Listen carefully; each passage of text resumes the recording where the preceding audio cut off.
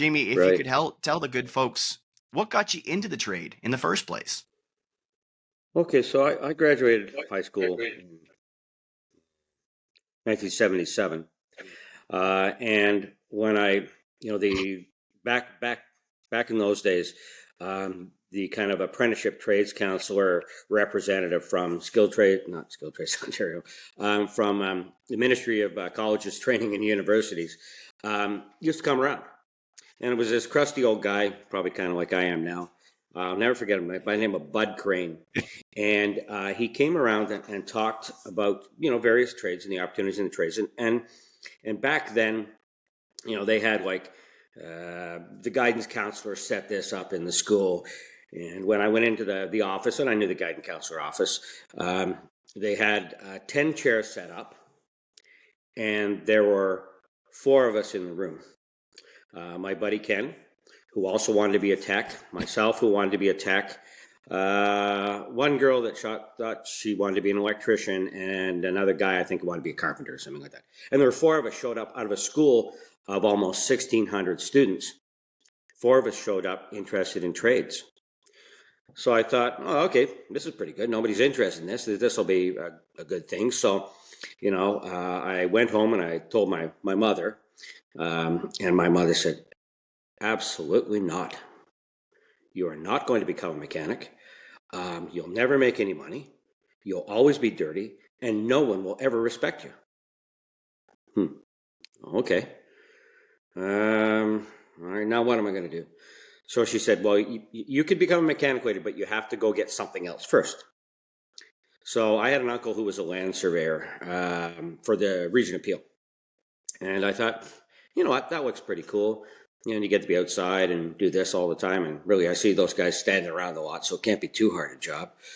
So I set up to, and I enrolled at Humber College to become a land survey technician, because in order to be an Ontario land survey and all that's a university education. And I thought, nah, it doesn't make sense, and I didn't really want to go to university. So anyway, I ended up going to Humber College, and I was doing all right. I did pretty well until calculus came along, and calculus kicked my butt.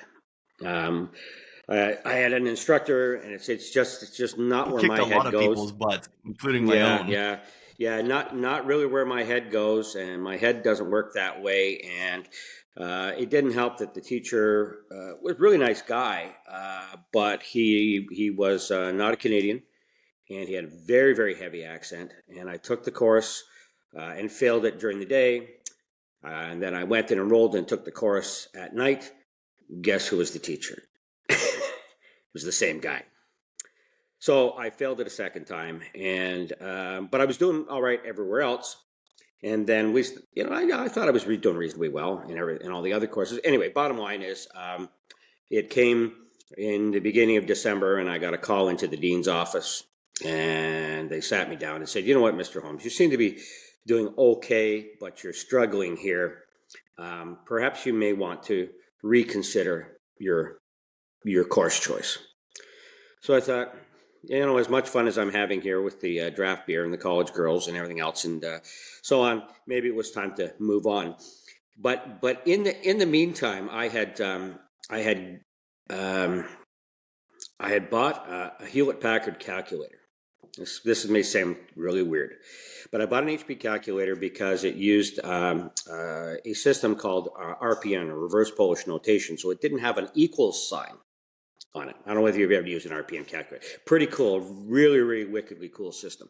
Anyway, so I got to know the rep from Hewlett Packard because he would come to the school, because he would be selling technology to the school, and he also sold these calculators and so on. Anyway, bottom line is, the reason I bought one is because it didn't have an equals sign, so nobody ever wanted to borrow your calculator because nobody else knew how to use it, right? So it was.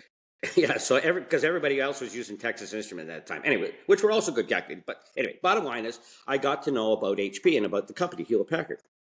Well, I thought, well, okay, so I got to find a job, because my mother's not going to let me stay at home and not do anything. So fair enough. So I went home and I told her what happened, and she went, yeah, I get that. I don't get calculus either. So started looking for a job, and lo and behold, Hewlett Packard happened to have in Rexdale at the time, which was not far from the college, at Dairy Road in Galway, had their Canadian office was there, and they had 250 fleet cars, and they had just built a beautiful little 3-bay shop at HP to look after their fleet of cars. So I applied, and I got the job. So for the first year, actually, I wasn't even an apprentice that I worked there. So I started there January 2nd, 1979, and I worked there almost a year, just as a general laborer. They didn't sign me up as an apprentice, even though they should have, but they didn't. And they had a licensed technician who was there, who, as many of the technicians in those days, was a well-functioning alcoholic. What happened Not the is, first time in a week I've heard that. oh yeah, well-functioning alcoholic. Now remember, this was 1979. But I kind of picked up things pretty quickly, and I got to kind of get the run of the shop. And I knew I'd become a trusted employee or fellow co-worker, I should say, when I got my own key to the paper towel container, because that's where the Mickey of rum was hidden. Okay, so he would go in. He would go in kind of every morning around 10 o'clock, light a cigar, okay, sit in the little bathroom that we had, which was very nice. It was a beautiful facility. As you can imagine, HP is not low rent stuff. Anyway, and he would sit in there and have a watered down glass of rum, smoke half a cigar, and then his buddy would come and pick him up, and they'd bugger off for the rest of the day, and he'd be gone for the whole day. And I'd be in the shop as an apprentice myself, working on cars, doing brakes, tune-ups, changing tires, oil changes, like everything an apprentice would do. Completely unsupervised, Uh, completely unsafe. You're alone with all of this stuff up in the air. Something might yep. fall on you, and this guy's just had a snifter of rum and a cigar and fucked right off. Yeah. And he's gone for the day with his buddy, and his buddy was the head sales guy at a well-known, still in business Ford Lincoln dealership. So they would bugger off and go look at cars all day.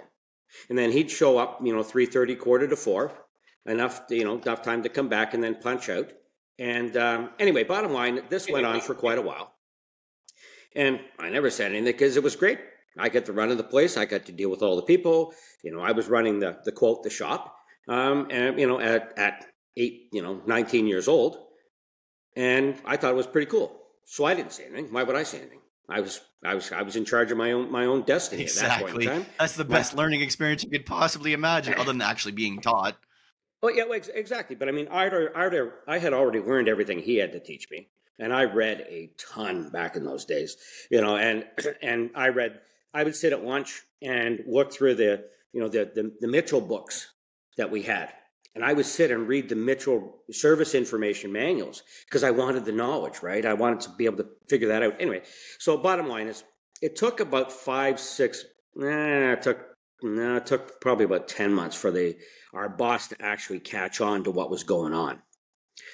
Anyway, bottom line is, needless to say, he got fired, and I was okay. That was cool. And then they brought in another guy, another tech that they hired. So the guy that I worked for, our boss's boss, lived in Melville, the guy who hired me. And he used to deal with a place called Smitty's Brake Stop. It was at the corner of Winston Churchill and Aquitaine Boulevard.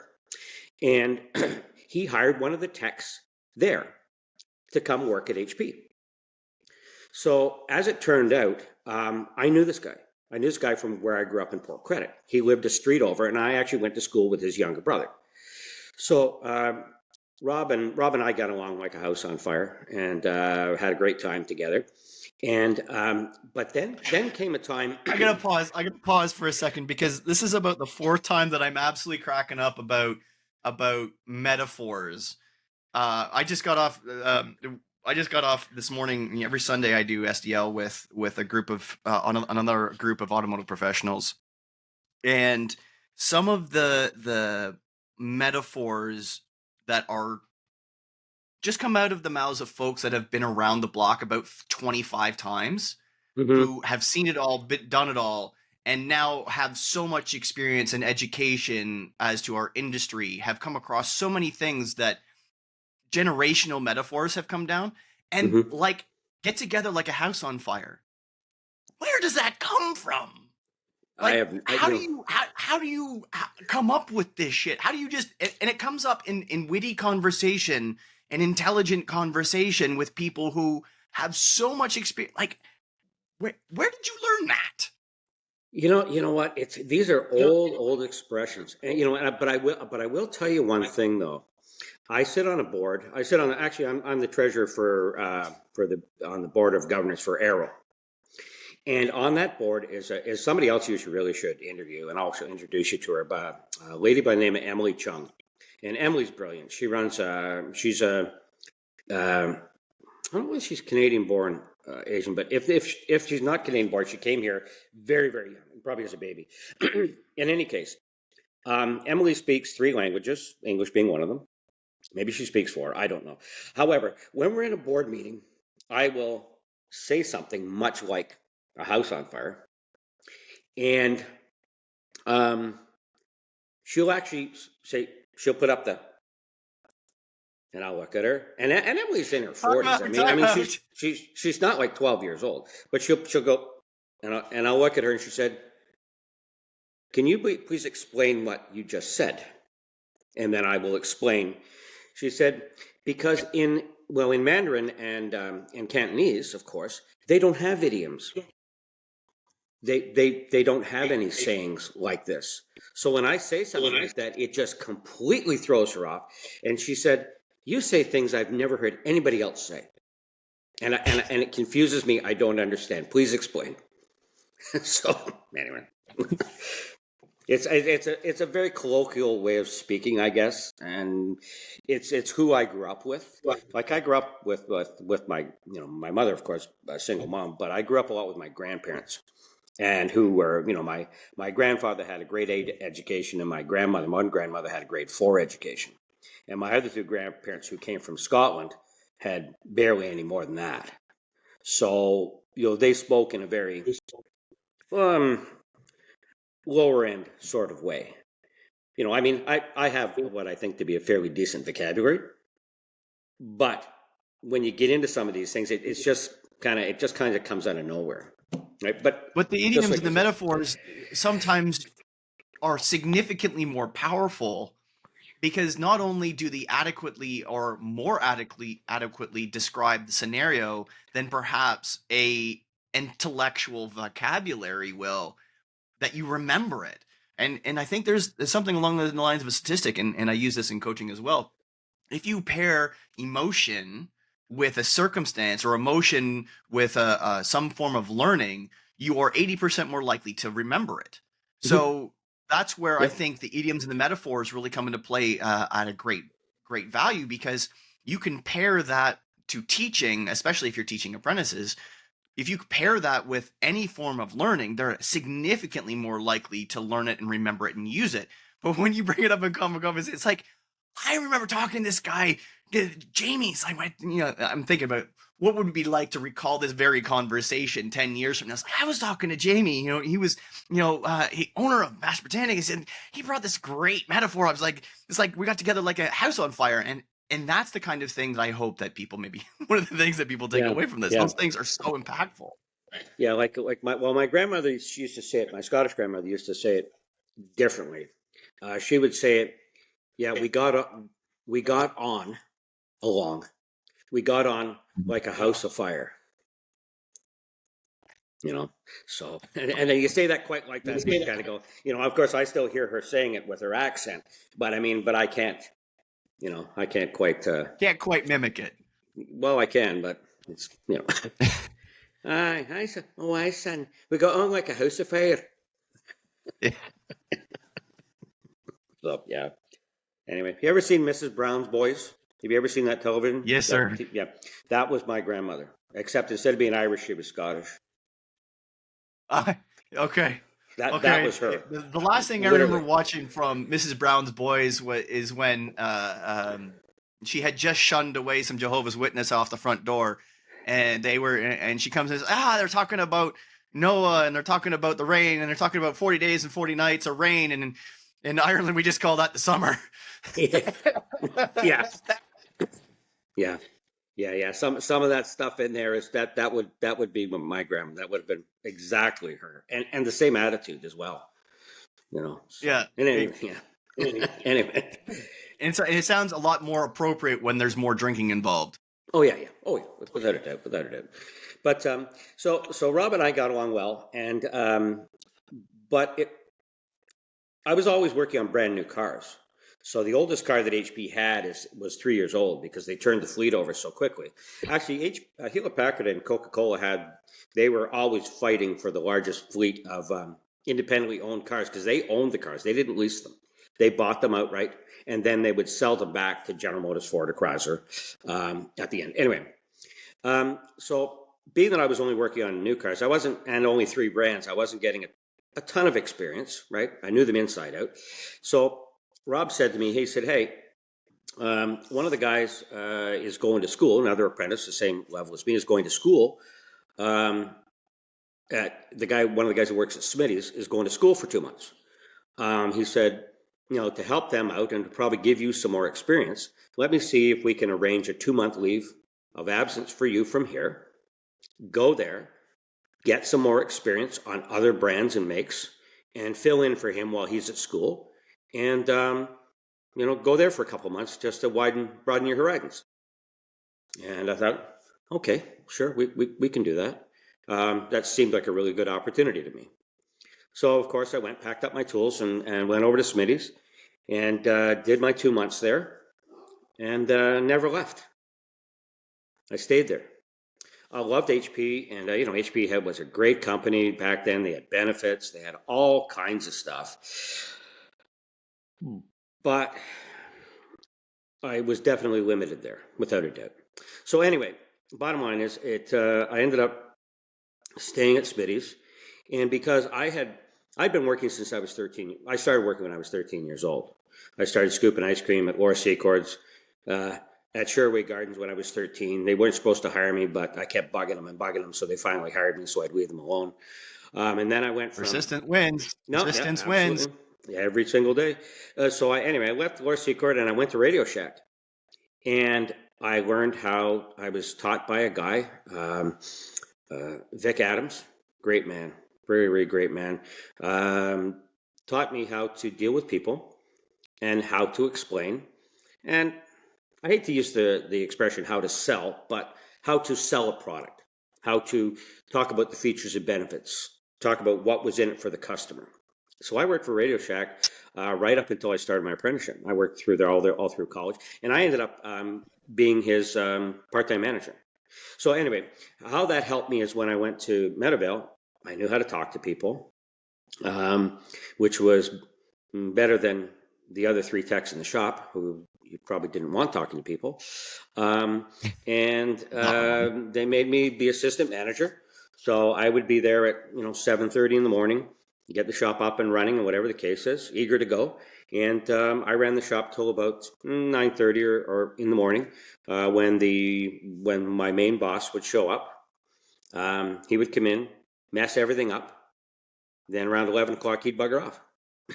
So we were kind of back to the same thing as HP, but I was kind of running the shop for them. And then once I got the customers looked after, I would, drag a car into my bay, which was right beside the office. And you've never met me, but I'm not a big guy. I'm pretty short. I'm only 5'4". At that point in time, I was 5'4", and I probably weighed 110 pounds soaking wet. So I was not made for, back in those days, hauling around tires, bashing kingpins and ball joints and all that other kind of stuff, and anything heavy just wasn't for me. But I've also been an amateur radio operator since I was 15.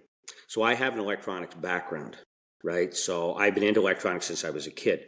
So they gave me tune-ups, the electrical stuff, air conditioning, and the more technical stuff, because it was a flat rate shop, and that was back in the early 80s, when you would hammer a complete front end into a Malibu 2 or 3 times a day. There was lots of mechanical work back then, and there was good money in it, and the guys in the shop were fast at it. They didn't want to deal with the drivability problem. They didn't want to deal with why the turn signals weren't working, or none of them wanted nothing to do with air conditioning. But I ate that stuff up. I love that kind of stuff, right? So for me, it was I got to deal with the people, I looked after the business, and I got to do the kind of stuff that I like to do. It was just a perfect marriage. It really was. In any event, at that time, another franchise had started up by the name of Autogenics, and Autogenics was going to change the world. Reinvent what the automotive repair industry is. How many times have I heard that in the past 45 years? About 6. How many of them have made it? 0. In any event, this one was run by a guy, I won't use his name, but a bit of a megalomaniac. Anyway, we almost made the mistake of amalgamating with them. But what happened was that Smitty's Brake Stop, the two guys that I worked for one was 10 years older than me, one was 20 years older than me. And they came to me and said, hey, we're going to buy the Smitty's chain. Are you interested in doing something with us? I said, yeah, sure, for sure. Anyway, bottom line is the main guy that they made the deal with on his way to work one day on the Don Valley Parkway, dump truck flips over, kills him. And really, really sad, really, really good guy. Driving his convertible Cadillac, dump truck flips over, crushes him, the car, everything. And we're left and my future business partners were then left to deal with the other business partner, whose name I shall not use. Anyway, bottom line is, they went in, they had the check, it was 50 grand. I remember the number. Thinking, oh my God, I can't imagine the amount of money, $50,000.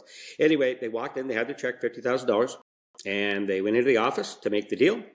And the other business partner, there was another guy sitting in the office with him.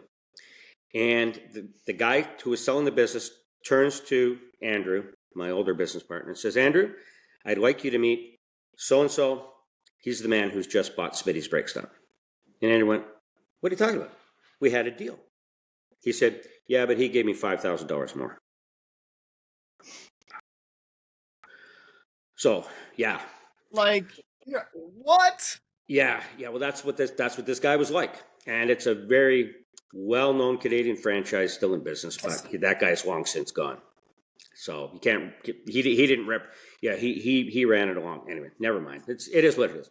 So Andrew was so pissed, as you can imagine he would be, as I would have been, as I was.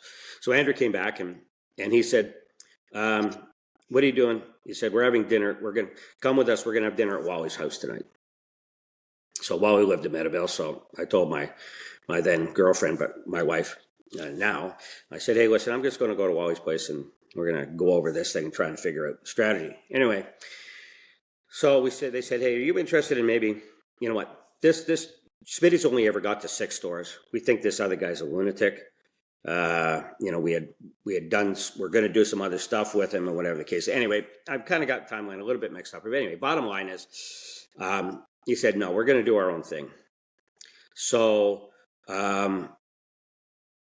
we had talked about it, went back and forth. And anyways, as it had turned out, they had been working on what they were going to turn Smitty's into. And they came to me, and I, at that point in time, I had my license not that long. I think I was 25 at the time, just about to turn 26. My wife and I, we had been living together for a long time. We weren't even married. And they came to me and said, let's open the first store. We want you to open the first store. Okay, so we had a location. I didn't like that location, so I found my own location. And along with my toolbox, my 64 Chevelle Super Sport convertible, and some connections that my wife had because she worked at the bank, and she gave us a little bit of cash. I borrowed $15,000, and we opened the first Master Mechanic store. And as you can imagine, 25-year-old. What year was that? What year was that? Well, we started in 1985, but we didn't open until April 86? May of 86. May of 86, that's right at the end of April. May of 86 we opened. May of 86. with a We opened the first toolbox, a store. Chevelle, and $15,000 from the bank. Now I gotta figure out. I'll do some a back end here, but $15,000 in 1986 was a lot of money. It was a decent chunk of coin, and 13,000 of that went to buy the existing, excuse the expression, shithole shop that we ended up buying. Like, as I said, I paid $13,000. I think it was $13,000 for the business and the equipment, and we paid $12,998 too much. I mean, this, I mean, hey, this is a learning experience for many. This is oh including yeah, you at the yeah. time, but this is a learning Oh, experience for many. oh, learning experience. I'll tell you. So this shop was one of the. It was an old gas. It was a converted. It was an old Shell gas station, but it was 7 bays. It was a big shop. It had pumps out the front with Ultramar, which we didn't want, but we didn't know that at the time. And Ultramar helped pay part of the rent, and they paid the electrical bill and something else. So I mean, it was a bit of a leg up. But the place was an absolute dump. Just, it was awful. Um, in any event, it was one of these shops where you had to kind of walk sideways beside the cars because between the bays, there was so much junk piled up. I swear to you, there was junk piled up in 2 to 3 feet in places. Friends of mine helped me clear it out, and they took, I think, 28 they took my pickup truck, 28 pickup truck loads of scrap to the dump to empty this place out. 7 bay shop. Yeah. There was a little body shop. Yeah. There was a little body shop rented. They had put a dividing wall and divided 1 bay off in the back. And anyway, it was really, really old school stuff. The floor hadn't been washed in years. I thought actually at one point in time it was a dirt floor because the grease and the grime had been ground so much into the concrete that it looked like a dirt floor. Anyway, we spent I don't know how many days, scraping, and washing, scraping and washing. Pouring sulfuric acid on the floor to etch the concrete to get the oil out. And even then, even 10 years after that, on a hot, humid day in July, the floor would sweat and it would turn into a skating rink. And we would have to acid wash it again and then clean it. Now, luckily, we had a 3-stage interceptor, so it was okay. It was all right. Everything got caught in the interceptor. But and we washed that floor every single day. Like we used to have, initially we had gas, one of the gas kids, their job would be to pump gas in the evening and then clean the shop. But the shop got cleaned every single day. And in any event, That's a Ultramar great after a point little, for a metaphor. It doesn't matter if you drop the egg and it smashes, you might be able to put it back together again, but it's cracked. absolutely, 100%.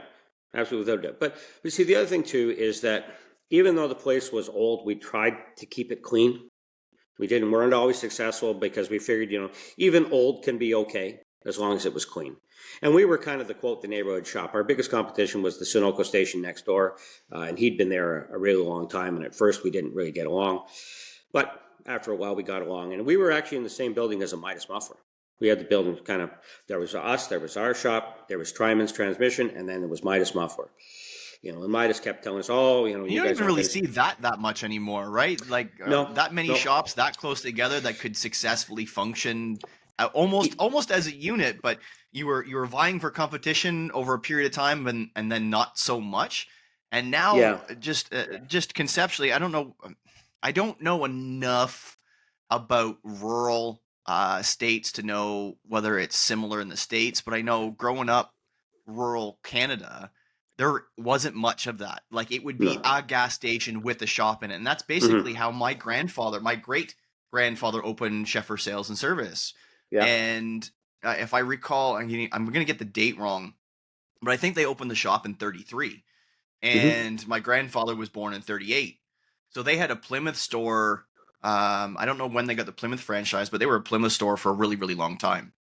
I Hmm. still have the original placard sign out in the shop, out in my shop, that was Oh, it's originally cool. hung inside the store, Sheffer Sales and Service, in white. It was green on white. And that's why most of my content materials now are going out in that same kind of green and then white. It was to pay homage, but um, they were and I say just, but they were a dealership with a like 3 bay shop and a convenience store and a gas station all in kind Hmm. of one. You don't Yep. see much of that anymore. You drive around, especially you drive around rural Canada, you're going to see a lot of closed down shops that used to be that, where, you know, the pumps have been taken, but you see the standard in the middle where the pumps would have Yep. been. You see the corner store window where the corner store, you know, the junk food and stuff would be, you Yep. know, the pop and the chips would be out front. And then you see the big bay door or bay doors to the left of it Yep. or to the right of it. You see a lot of that in rural Canada, and it's boarded up and abandoned. And to think that's where you were in 1986, and you made a go of it stands Well, testament to a lot of your business well, acumen. well, fortunately, we were in the west end of Mississauga, which was very undeveloped at the time. Like, I mean, Erin Mills was. We were kind of in the kind of going towards the western edge of Erin Mills. There was nothing west of Winston Churchill, nothing north of, so a little bit north of Dundas, but not a lot. I mean, we were kind of on. By then, it was somewhat settled. It was certainly settled from a residential standpoint, for sure. But all the stuff that's out there now. The other thing too, though, that we had going for us is we were near the auto mall, the Erin Mills Auto Mall, which was kind of the Mm-hmm. first of that concept in Canada. Where they had all the dealers all together in one place. That was a first there. But as far as the Midas goes, everybody says, "Well, aren't they competition?" Well, in the beginning, no, they weren't, because exhaust was still such a huge part. They weren't even doing brakes back then, because there was so much money Wow. in exhaust. Okay, like you could get they would buy, because they made a lot of their own stuff. They had a company that made their own stuff, so you could get a Y pipe for Chevy Caprice, and their cost on that pipe was $2.75. And Wow. they'd sell that pipe, for $65 plus, pardon me, plus labor to install it. So, they'd be out the door for client be out the door for $100 if it didn't need studs. Okay. And then, so their profit margins were just huge. That's why they made so much money. And then Chrysler came out, I think it was, I forgot what year, I want to say 88 or 89. The first stainless steel exhaust arrived, Mm-hmm. and they near had a seizure because they realized business was done, right?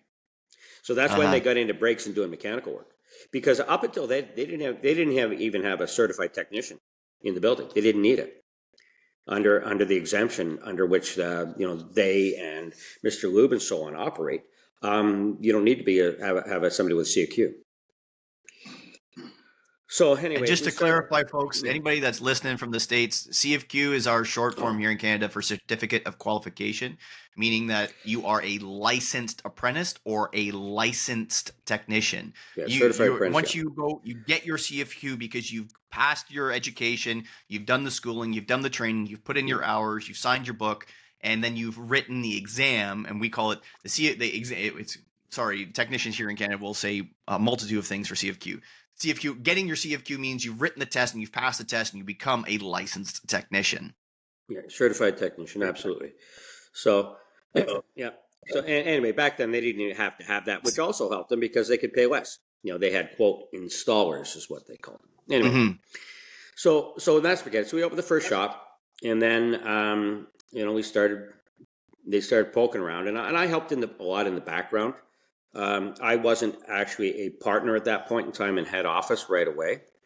They were business partners of ours, and we had an agreement. Anyway, bottom line is, we struggled a lot in the beginning. We were not wildly successful. We barely scraped by. We probably almost went bankrupt a multitude of times. But it was a matter of finding our way and figuring out what to do and how to do it, and that took a while. Head office at that point was, Wally and Andrew, the two guys that I had worked with. We applied a lot of their stuff, but we struggled a lot in the beginning. We struggled a lot, mostly as a kid who didn't know any better. And sometimes the problem at that point in time is that money still had emotion attached to it, because I grew up Mm-hmm. with very little, and I was empathetic toward the client, perhaps a little too much to my own detriment at times.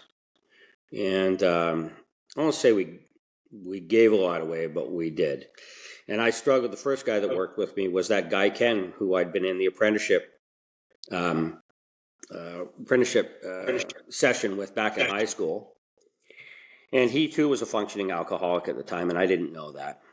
And we struggled a lot in the very beginning, trying to kind of find our way and figure it out. And a lot of people do. But I was able to take a lot of those lessons moving ahead and apply them. So, in any event, moving ahead, at one point in time, Wally decided that he'd had enough.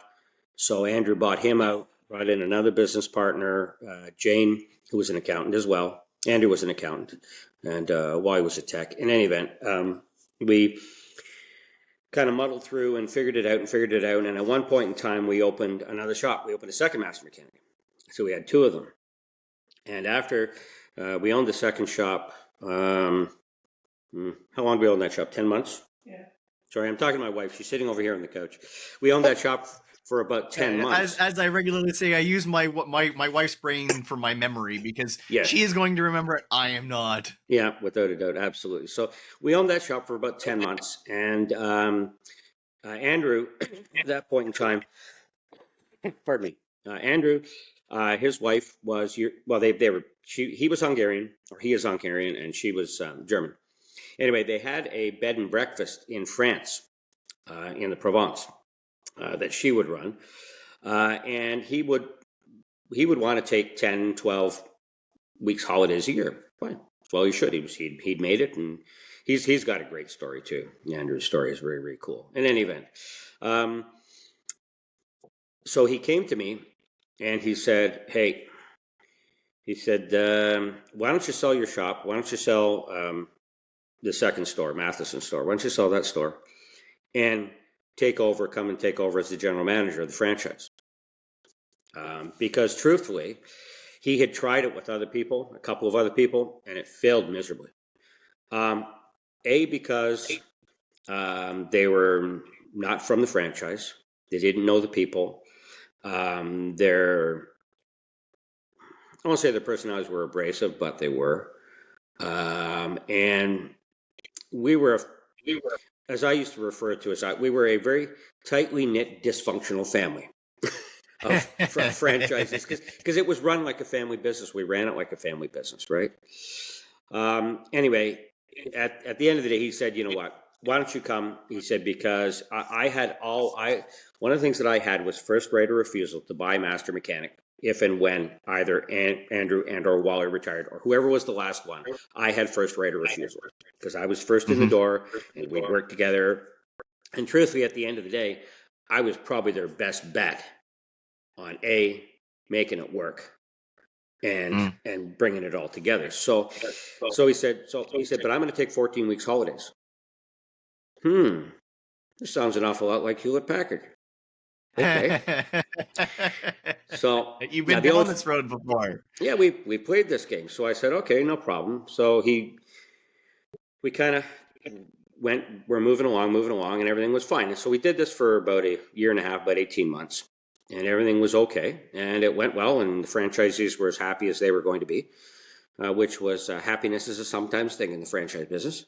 So everything was. I've heard that very much. Yeah, yes, very much. But in the meantime, we'd opened some new stores and we got people up and running. And I applied a lot of the lessons that I had learned opening my own business and not making money and making mistakes and trying to tell people don't do what I did. This is how you avoid doing what I did. Anyway, bottom line was it came down to. Just about 2 years, Andrew came to me and said, "Okay," he said, "it's your turn to shine. I want to sell. This is how much money I want. You can't do it on your own." He said, "I'm just telling you straight out. You may think you can do it on your own. You can't. You need to find a business partner. And here you go. I would like to have this done within the next year." Okay. And Andrew was the same age, as a matter of fact, is the age that I am right now when he came and said that to me. So I said, okay, all right, sounds good. So I went around and hat in hand and tried to sell the master mechanic concept to a couple of banks and to to a couple of people that I knew who were in the business, a couple of people I knew who weren't in the business, and I tried to be able to, drag the money and get the money together. And everybody was afraid. They were all afraid of it. I don't know why. It's funny. One of the guys, very It sounds successful. like the same thing. Your mother said, no, absolutely not. You can't be a mechanic. You got to go do something else first. I think that same mentality is there, right? Oh, That could very well same be. that same fear that you're not going to make any money and you're not going to be successful and you're not going to Well, make any money as a mechanic or mechanic business owner, right? That same mentality, right? well, that's right. And I mean, it wasn't a small amount of money. I mean, it was a couple $1,000,000 we were talking about, right? It was, Mm-hmm. because at that point in time. And it's interesting. One of the guys whom I knew, who's a friend of mine, actually, who's still in business. Matter of fact, I still do business with this shop. I still do occasional diag and programming work for his shop. Owns a small multi-location business in Mississauga, Milton, Oakville. And I went to him and I said to him, "Hey, do you want to be my business partner in this?" And I was at his shop not 3 weeks ago. And this is 20 years later, right now. And we were chit chatting outside before I left. He said, "You know what?" He said, "When you came to me and asked me if to be your partner and master mechanic," he said, "I was afraid. I was really afraid." And he was a successful guy. And really, but he said, "I was afraid." He said, "But looking now," he said, "it's the biggest mistake I ever made." I said, "Well, yeah, but you made the right decision at the time. That's what really matters."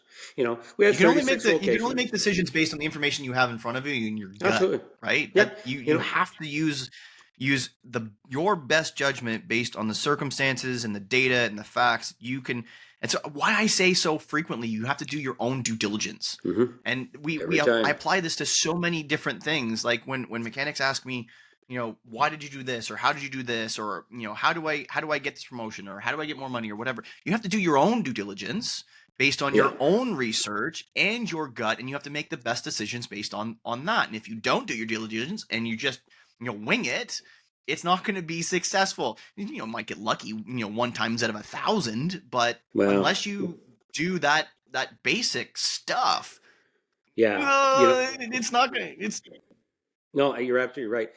Actually, Scott and Manna, I was at a training session. Mark LeMay and I have known each other for years. Have gone to stuff together.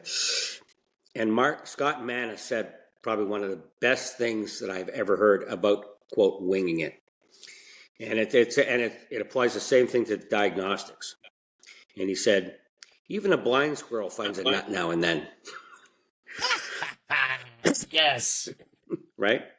So, but if you got your eyes open, you're probably going to gather more. In any event, so my wife, when our son was born, our first son was born, well, second son was born, joined a mother's group and a group for new moms.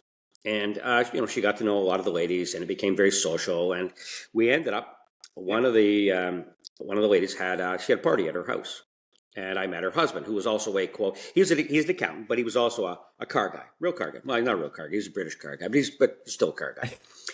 Um, Throwing anyway, shade.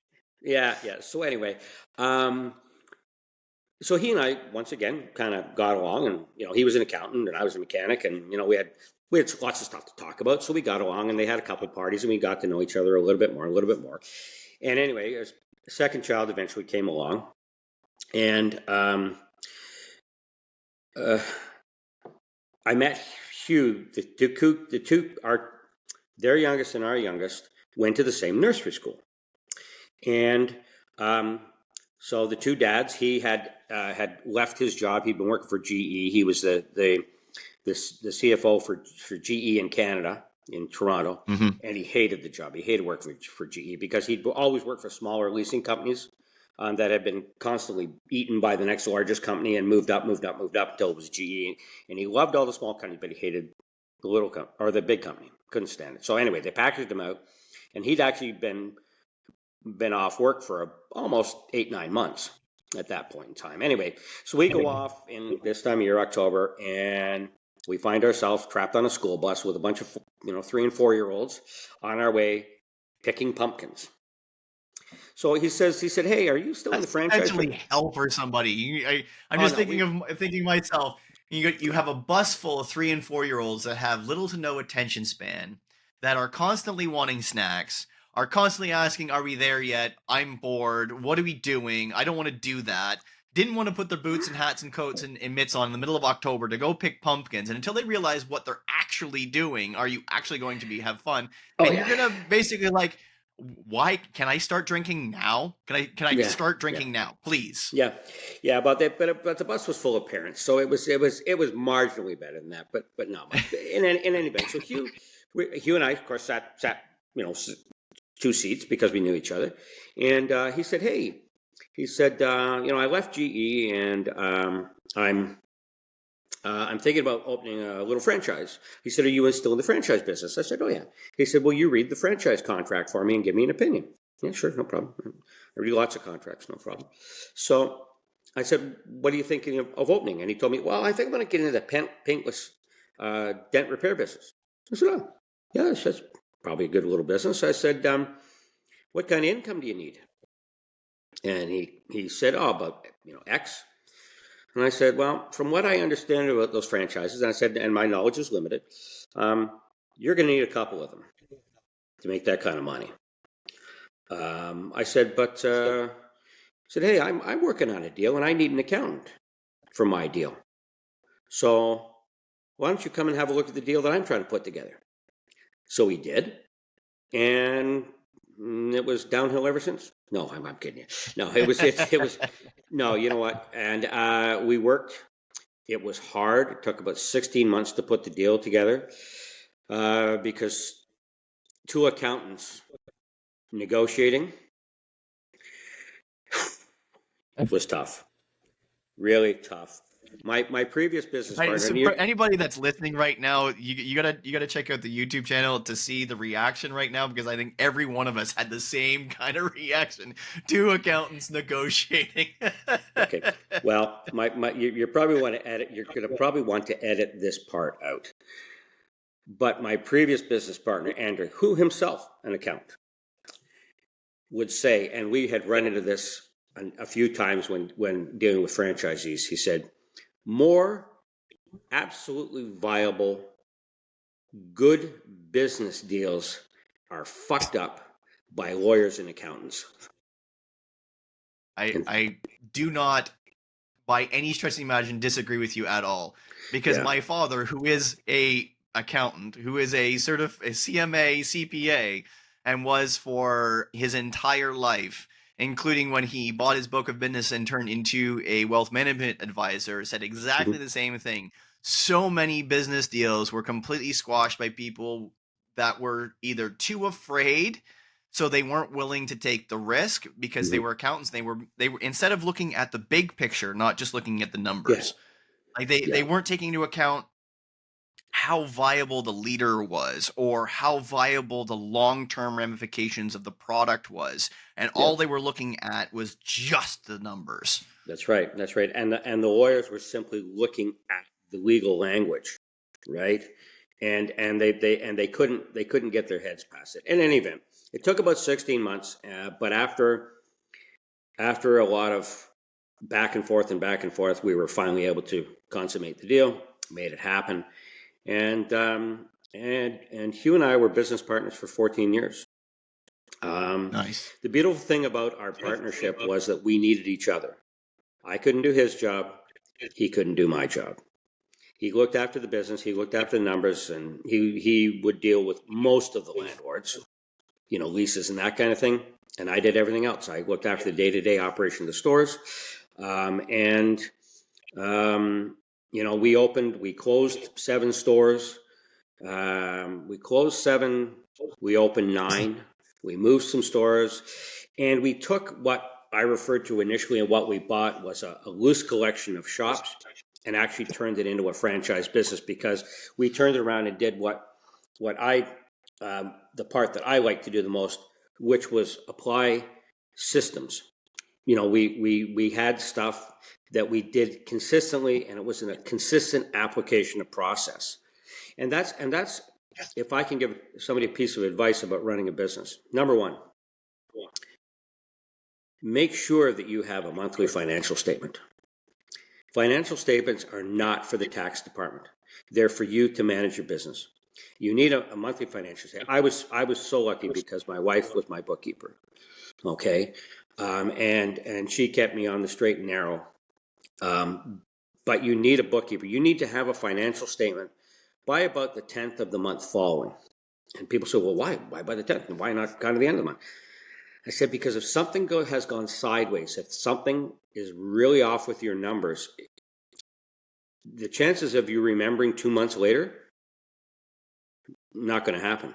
But if it's within 8 or 10 days, you're going to go say, oh yeah, our parts GPs weren't quite right there because of this. Learn what the ratio should be. Take a management course. My life turned around, or our life changed when I actually took the second management course. A guy by the name of Kelly Bennett out of the West. That was through company Horizon Training. I don't think they even exist anymore. But Kelly Bennett really opened my eyes to what I was doing wrong and how I needed to change, and how I needed to do things differently. And then once I realized how much emotion was attached to the prices that I was giving, and realized that that was so wrong, that I was not making enough money simply because I didn't push the right number on the keyboard. Really is how it came down to it. That really comes, like, we regularly hear it in automotive, especially in dealerships, when we talk about advisors selling. And I'm going to talk about a little bit in a newsletter that's going to go out this week, where advisors selling from their own wallet is one of the biggest detriments to any Yep. service department. Mm-hmm. Yeah. They have so much care and empathy for the client, they forget that they're effectively running their own little business in the service drive, right? I understand that putting a $1,700 quote in front of a family of four is something you really don't want to do, and that your first gut reaction is to try and make their life easier. I understand that. I have empathy for that. I'm Mm-hmm. very happy that from a leadership standpoint, that you as an individual care about your customers so much that that's your first gut reaction, is to trying to do everything you can for them. But guess what?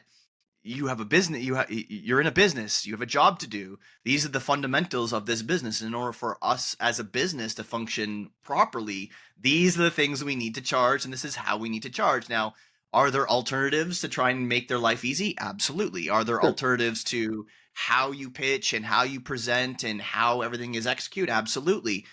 But it's not your job fundamentally to immediately knee jerk to give a discount or immediately to give something away. Do your due diligence. Like I said before, we need to run this business a certain way. And as I regularly say, if you're not selling the way it's presented, you're going to end up with not a result you're like at the end of the month. And that, checking your results after 10 days in the month. I know people who are checking them daily, tracking Yep. them So do I. daily, Yep. because it's a lot easier to make a course correction on 1% than it is on 10. 100%. Absolutely. And you know what? And you can't make it all up on the next job. You're not going to. It doesn't work No. that way. But the best thing you can do with a $1,700 quote is to prioritize. Just prioritize, right?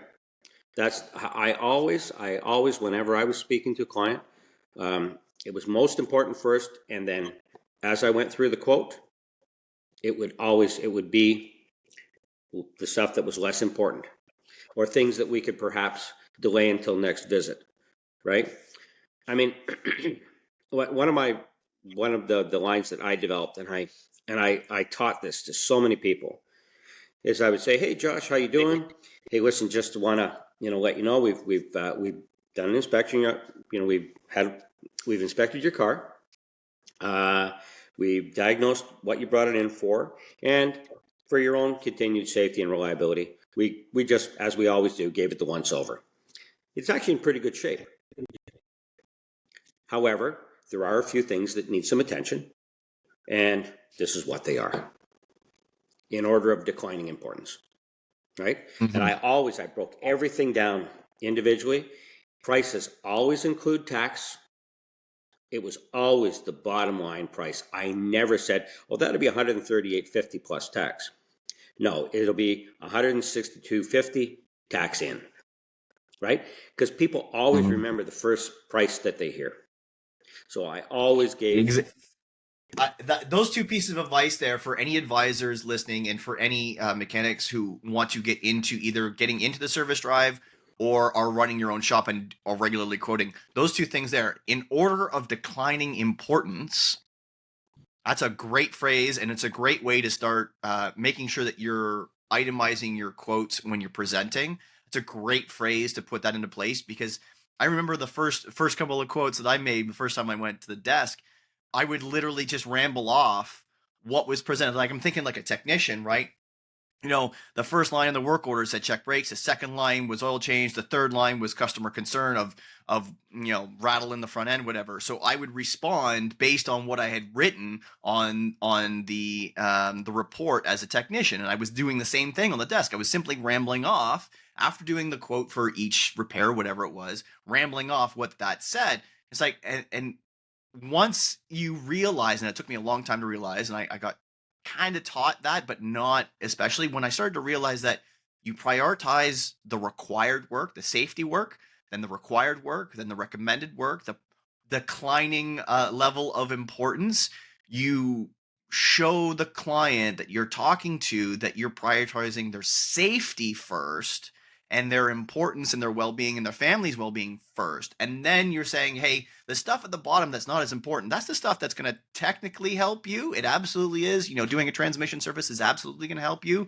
But those are the things that I'm recommending, because, and then they're going to go, can we put that off until next week? Or can we put that off until next service? And it's like, absolutely. These are the consequences of putting it off, but absolutely we can put it off to the next service or Hmm. whatever the case may be. But they know those first three things on that I'm telling them now, because it was top importance first.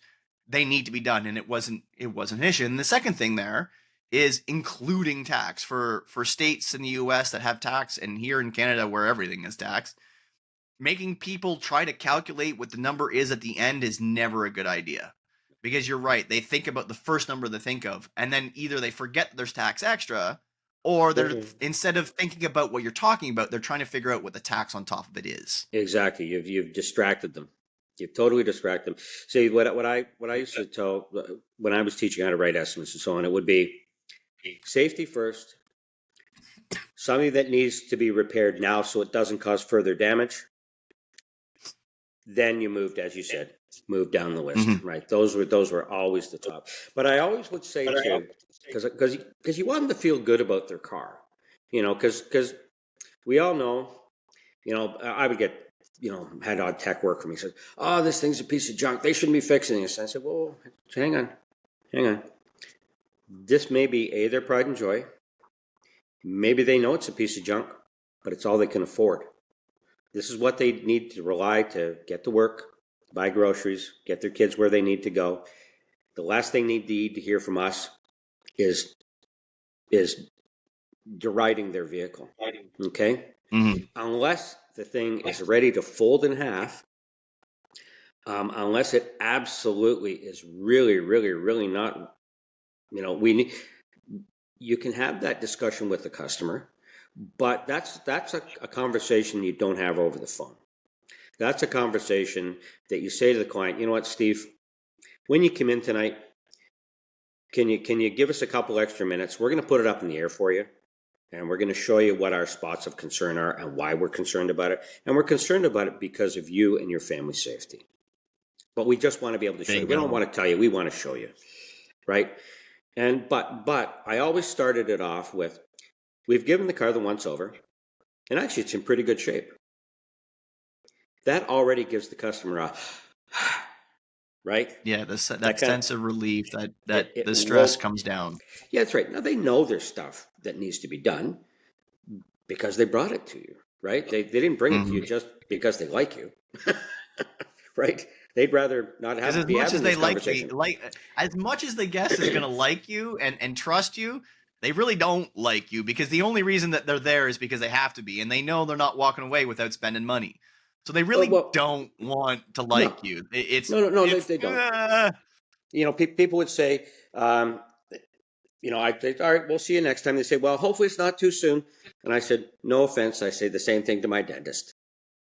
That was my Uh-huh. standard response, right? Nate, I get it. Like we're all on the same page here, right? Everybody puts their pants on one leg at a time. We're in the same storm, but we're not all in the same boat, right? So Correct. in any event, we went on to do that, and we ran Master Mechanic for 14 and a bit years, and then my business partner, his health wasn't quite as good as mine, so and he's a little more stressed than me, so we ended up selling to a Canadian company, luckily, to a Canadian investment company who continues to run the business, and they continue to do well.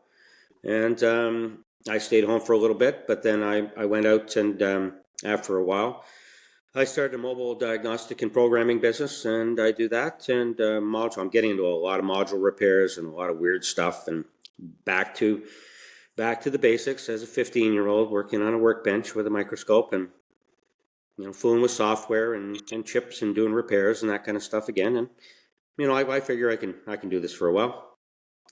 Uh-huh. Once again, I'm back to working with just me. But I do miss the master mechanic days. I do miss some of the socializing. But it's what I'm getting a bunch of that now as I'm going out into shops, as I'm getting to know people better, and people are getting to know me and getting to know the stuff that I can do. And I'm getting calls from people I've never heard from and saying, "Hey, I got your number from so and so or such and such. They said that you might be able to help me with this." Okay.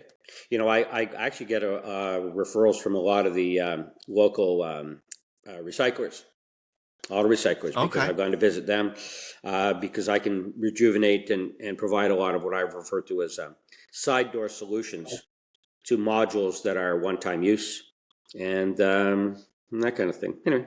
This is pretty cool. But you know what? It's a great business. It really is. And it has a lot of future. Our son is a tech. He works at a GM dealer in Milton, and he's making what I consider to be starting to become decent money. I think he's almost 38 Mm-hmm. bucks an hour, and that's only going to continue to go up.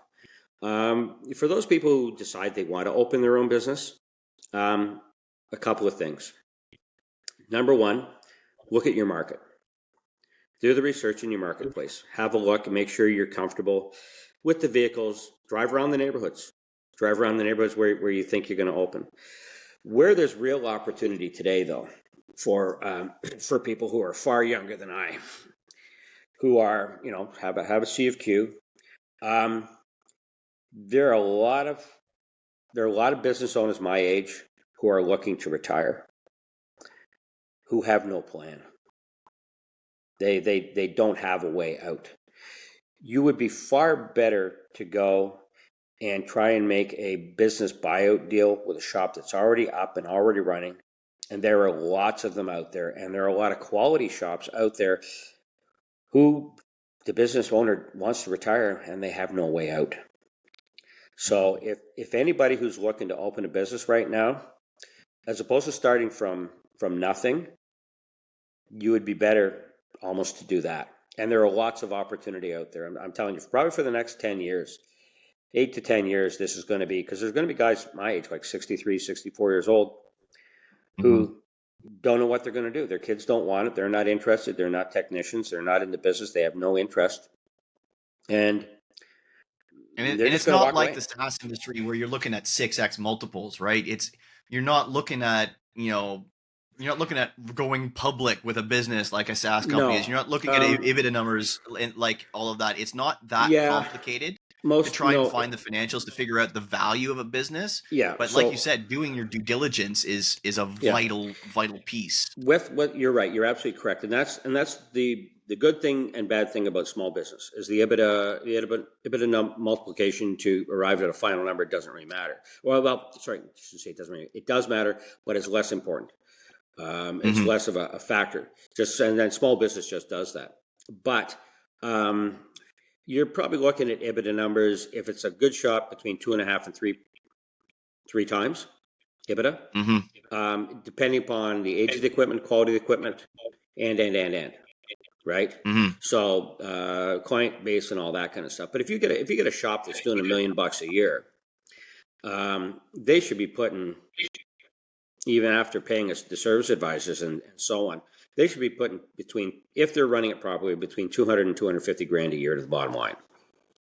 Mm-hmm. Right there, assuming they're getting their parts GPs and they're managing their labor, Mm-hmm. meaning their labor return is what it should be. So and is it possible? Yeah. Oh yeah, yeah. We had a couple master mechanic shops that were vying for the top spot at, between 2.2 and $2.5 million a year out of 5-7 bays. Can it be done? Absolutely can Nice. be done. Yeah, are they hammering it? Absolutely, every single day. But it's doable. And those people Mm-hmm. are making money, I guarantee you. However, you don't have to do that. You could do 3/4 or a million. $1 million is not hard to do these days.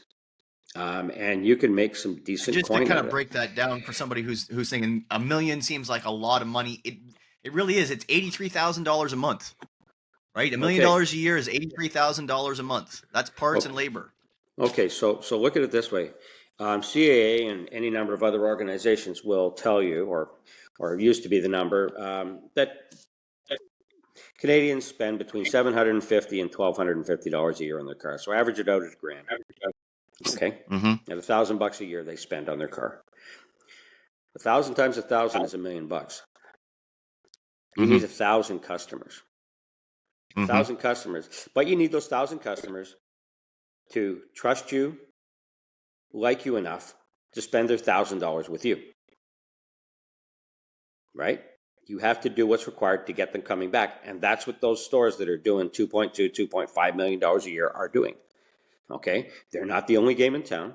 They're not the only choice that clients have in their area, but they have done things and they have client retention programs and a number of other stuff, that Master Mechanic worked with and developed along with them for their marketplace to get those 1,000 customers to continually come back. We had one shop in Toronto that probably pays about $800 a month in parking tickets for their clients because they don't have enough room on their lot for all their cars. And if they have to Wow. park them out on the street, and if they get a parking ticket, they pay it for the customer. The customer doesn't care. Nice. And those are all things that go into, your business plan, your monthly structures, how you do business, your customer experience, because let's not throw that to the wind either. The dealership world, we focus a lot on the customer experience, or at least good leaders are focusing on customer Hmm. experience.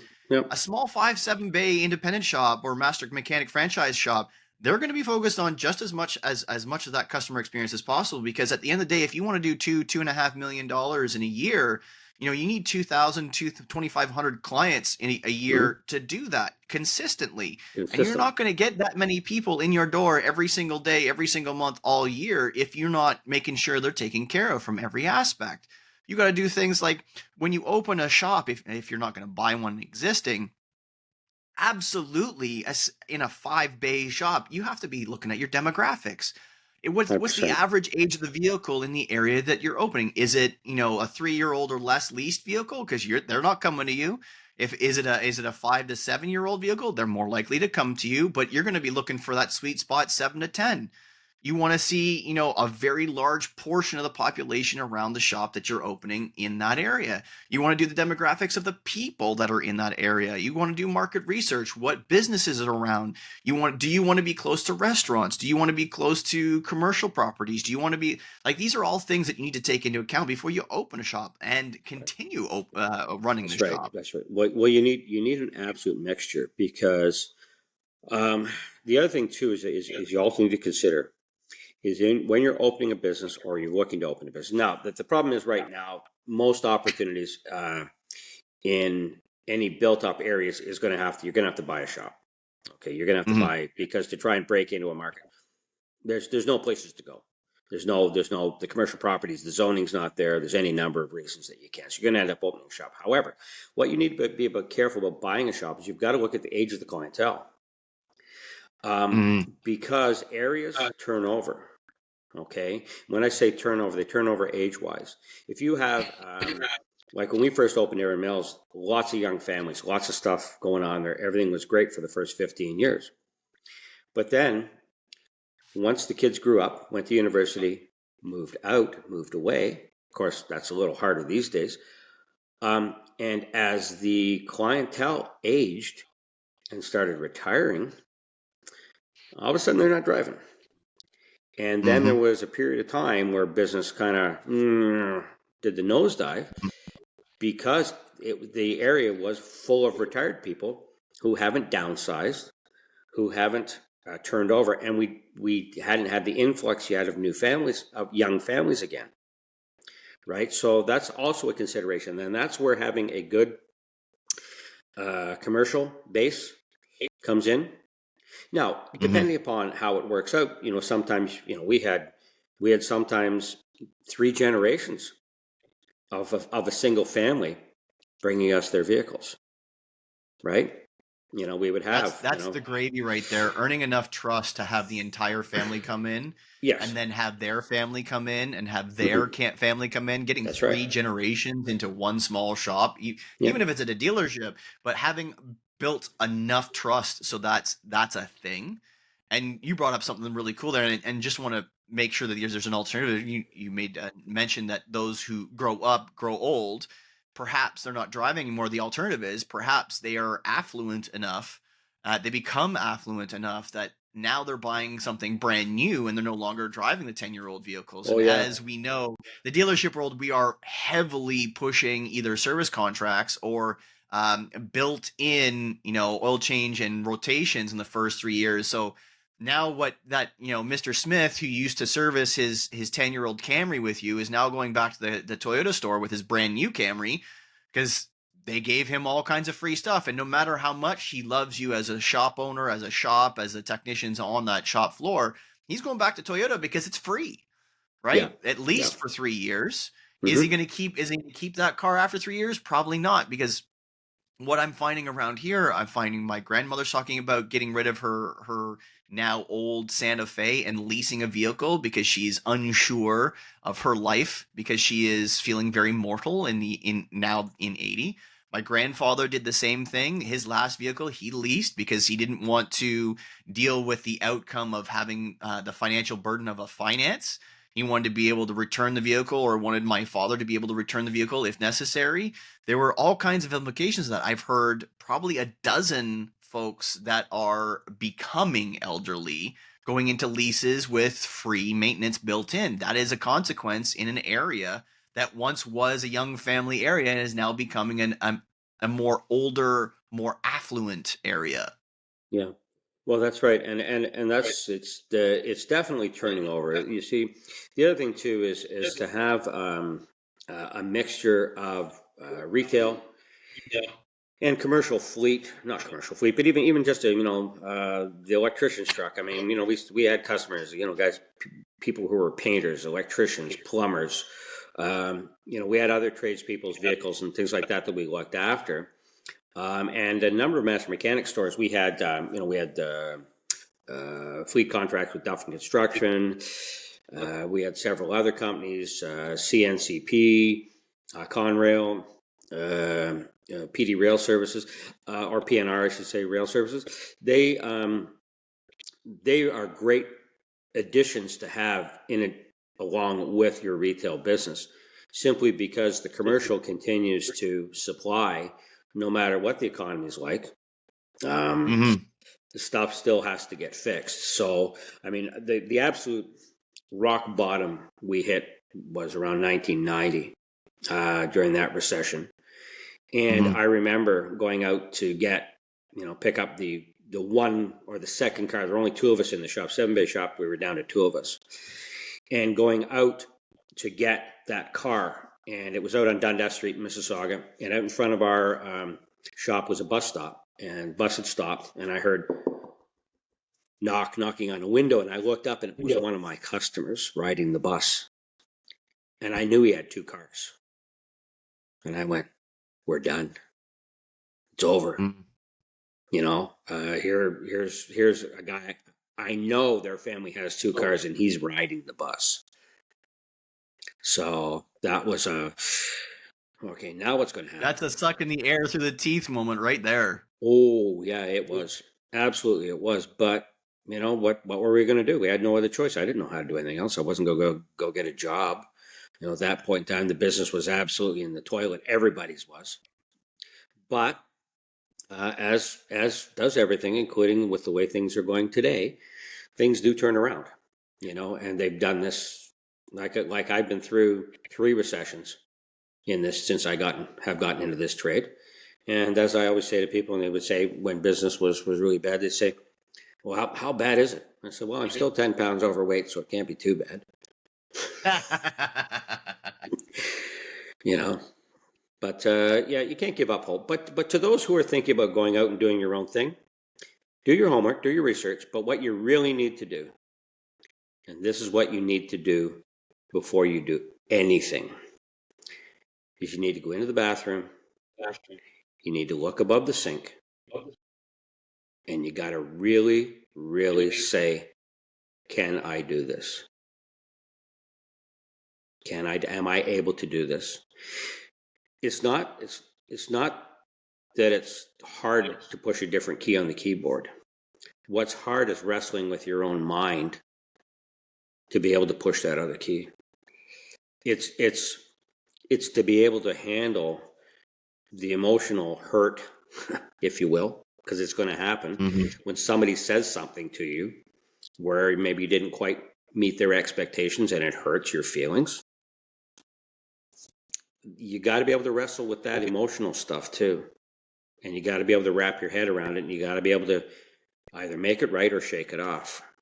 And if you can't do that, or you're not willing to do that, or you don't want to do that, and you can't deal with confrontation, because it's going to happen, and if you can't deal with that, then I suggest you keep working for somebody else, because you will be very, very unhappy running your own business. Well, we've had franchisees that, despite our best efforts, I've had to go to them and say, "You know what?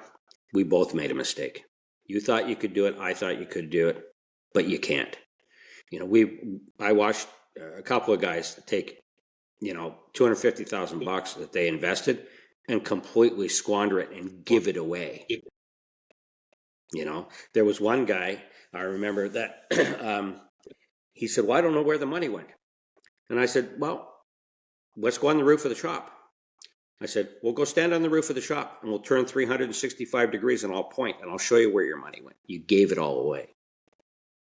You didn't run the business as you were supposed to. You didn't have these financial statements. You didn't review your stuff. And you did."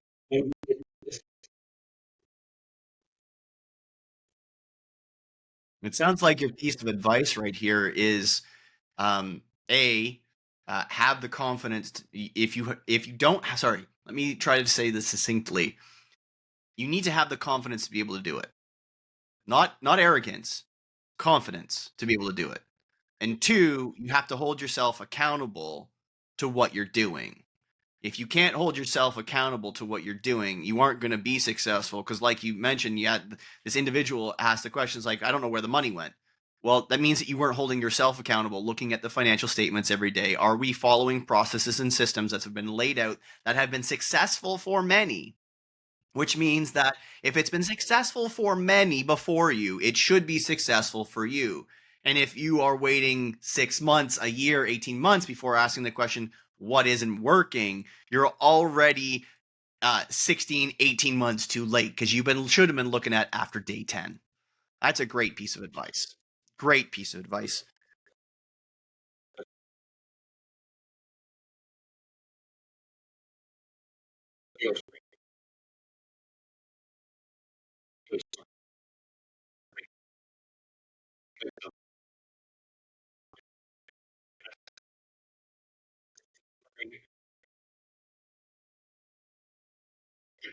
It was you work out.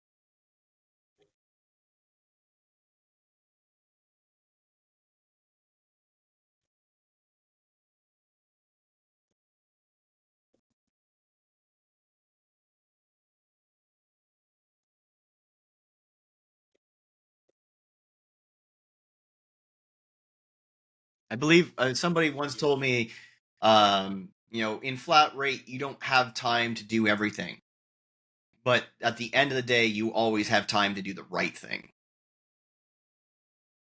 Yeah, I guess. Maybe. But, my standard, you know, Ah, yeah, yeah, yeah.